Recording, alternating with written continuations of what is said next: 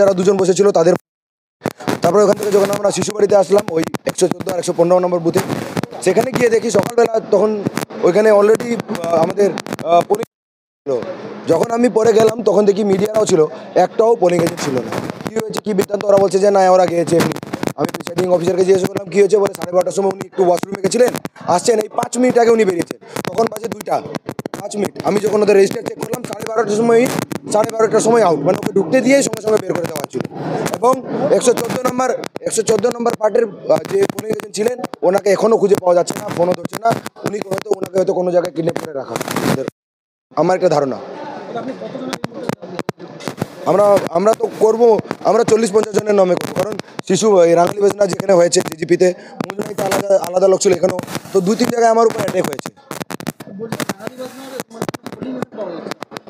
রাঙালি বেজনা জিপির 114 নম্বর বুথের পোলিং এজেন্টকে পাচ্ছি না, ওনাকে গায়েব করে দেওয়া হয়েছে। কারণ পাশাপাশি 115 ছিল, 115তে আমাদের পঞ্চায়েত মেম্বারই পোলিং এজেন্ট রূপে বসেছিলেন, ওনার উপরে ওনাকে ধমকি দিয়ে ওনাকে বাড়িয়ে, এসব টিএমসি কন্টিনিউ।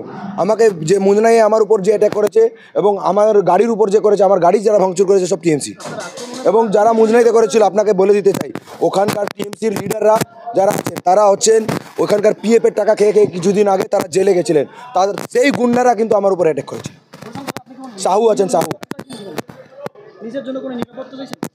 দেখেন আমি কোনো নিরাপত্তা আমার জন্য লাগবে না, আমাকে চাই যে বুথে ভোটিং হচ্ছে সেখানে নিরাপত্তা দিক রাজ্য সরকার, যাতে সেখানকার ভোটাররা এসে শান্তি মতন তারা ভোট দিতে পারে, আমি এটা চাই। আমার জন্য নিরাপত্তা লাগবে না।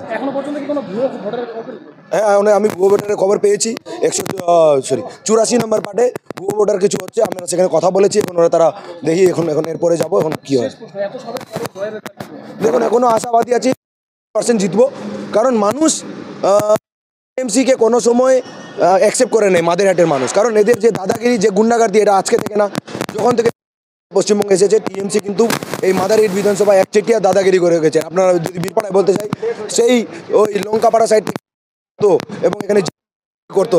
আজকেও দেখেন, আজকেও দাদাগিরি কমে নাই। যে ক্যান্ডিডেট অ্যাটাক হতে পারে, তার গাড়ির উপরে অ্যাটাক হতে পারে, তার কার্যকর্তার উপরে অ্যাটাক হতে পারে, এখানে কি ভালো থাকতে পারবে? এর জন্য মানুষ জানে যে টিএমসি শুধু দুর্নীতি আর তারা হচ্ছে বা ধর্ষণে যারা আছে তাদের সাথে আছে, আর কিছুতে নেই। 100% আমরা করেছি এবং এফআইআর কিছু করবো, কিন্তু কিছু পরে হবে।